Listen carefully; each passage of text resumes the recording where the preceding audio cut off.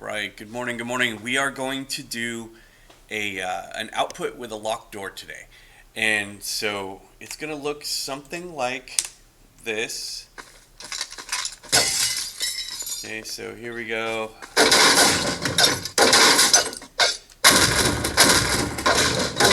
All right. There we go. There's the door. I go up to this door. Oh no! It says you need the key. So I'm going to go back over here. There's a briefcase on the counter. I touch the briefcase. It says you found the key to the front door. Now I'm going to go back. And the door's open. And I'm free. All right. So, lots of moving parts in this thing. So first thing we're going to do is I'm going to show you all the entities. I'm going to have you add them. Pause the video while you do that and then come back. So let's look at all the pieces really quick. All right. So part number one. The door. You should already have this. This is a prop door rotating. Okay? Second part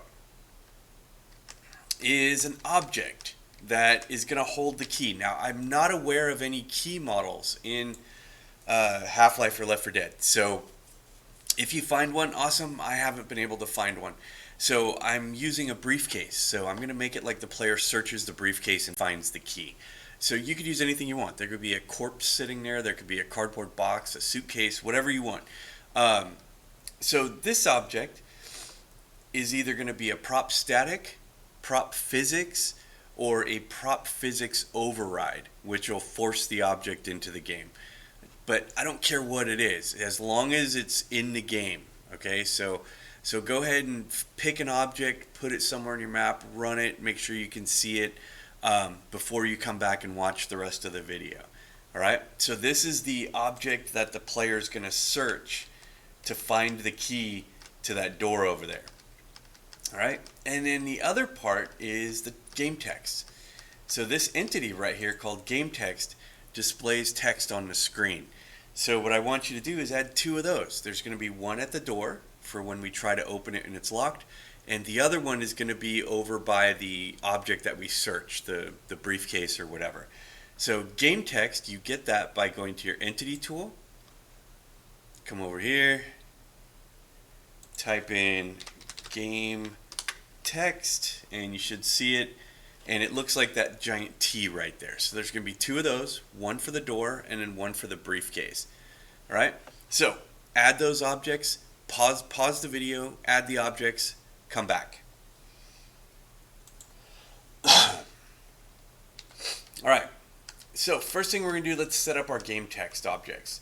So the game text is going to display messages for the player. So I want you to go to your game text, double click it. Looks like this. We're going to name it. And they each have to have a unique name. I always start text underscore and then whatever it's for. So this is for my door locked. So I named it text underscore door locked. Underneath it, where it says message text, this is what's actually going to display on the screen. So this is going to say you need the key. We're going to go down a little bit to where it says color number 1. This is the color that it's going to be. I chose just white because it shows up against most backgrounds, but your choice. Pick whatever color makes you happy. Don't mess with any of the other settings for now. We don't have any flags on this we need to mess with at this time. So we're going to name it.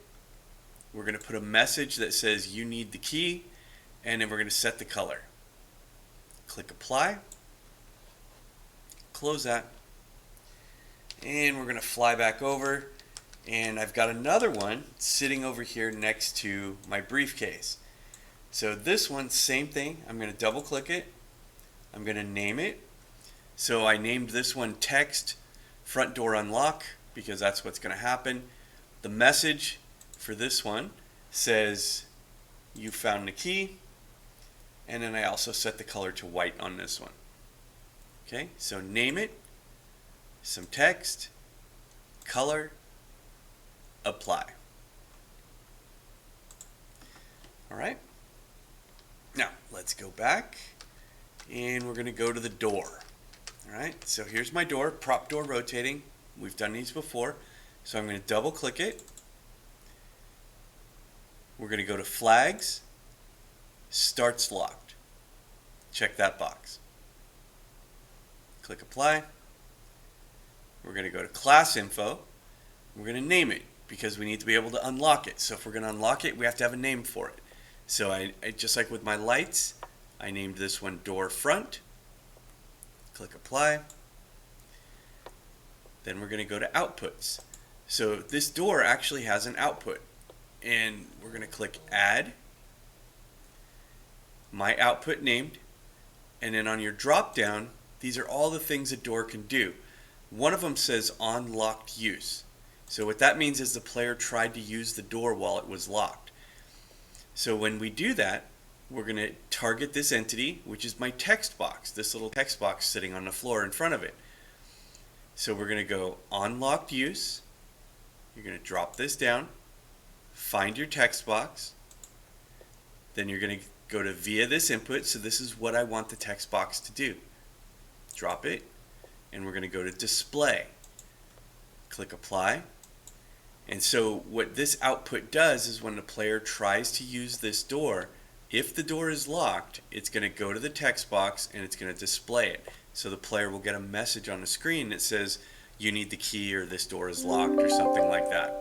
Okay, so click apply, close that.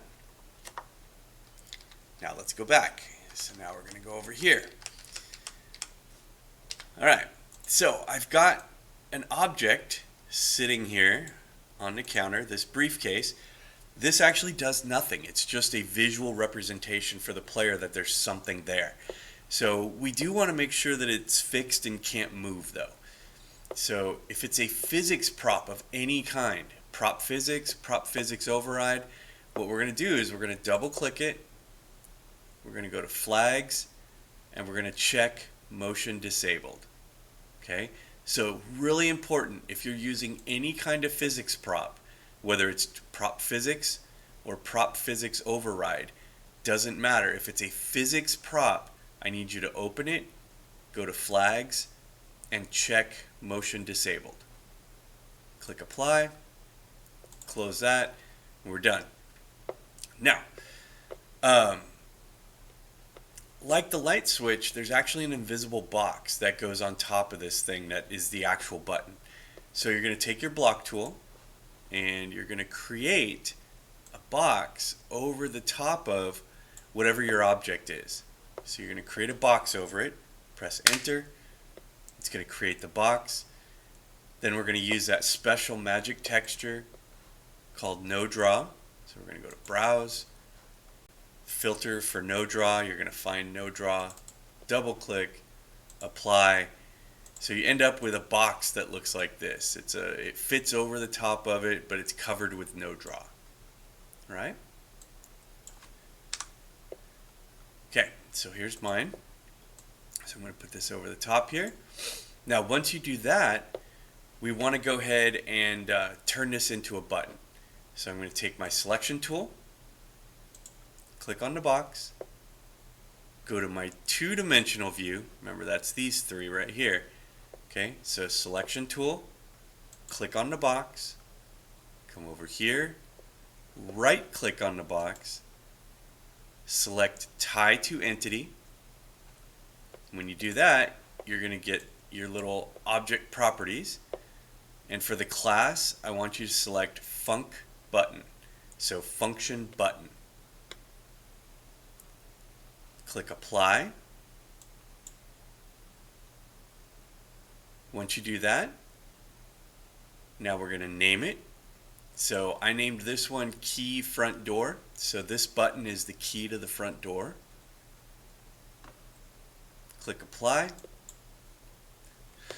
Excuse me. All right. Now remember, in Half-Life, buttons move by default. Don't know why, but we want to prevent that. So I have func button. I'm going to go to flags. I'm going to check the box that says don't move. I'm going to check the box that says use activates. So you should have these two boxes checked. Click apply. I'm going to go to my outputs. And this button actually has two outputs.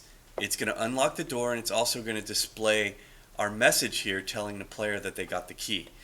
So we're going to click add. We're going to add this one first. So I'm going to click add on pressed. The target entity is going to be the door, so whatever the name of your door is. Via this input, we are going to unlock it. So when we press the button, we're going to tell the door, unlock, fire once only, because we only have to do this once. Click apply. You're going to click add again, because we have two outputs, so we have to add another one. So you're going to click add on pressed. The target entity is going to be the text box, this one right here. So this is the one that tells the player that they've picked up the key. Okay, so this is my text box. And then via this input, what do we want the text box to do? We want it to display. So I click apply. And now I have two outputs here. So when I press it, this button, it's going to unlock the front door. And it's also going to display my text. I've got both of those set to fire once only. That way I don't get the text message twice and I don't get the door unlocking twice. Click apply. And then we're going to test run it. Okay, so let's take a look at it and see if it does what it's supposed to do. Alright, so let me grab this. Alright, I'll go through here. Alright, so here's the door. Now there's a text right here. Remember, it's invisible. So I'm going to try to use the door. So there's the door. It's firing its output and it's displaying the text that says you need the key. So I'm going to go back over to where the briefcase is at. There's the briefcase. I'm going to press E to interact with that button. And it says you found the key to the front door. So now I'm going to go back. Now the door opens and it didn't display any text because it wasn't locked use. So there we go. Locked door with a picked up key.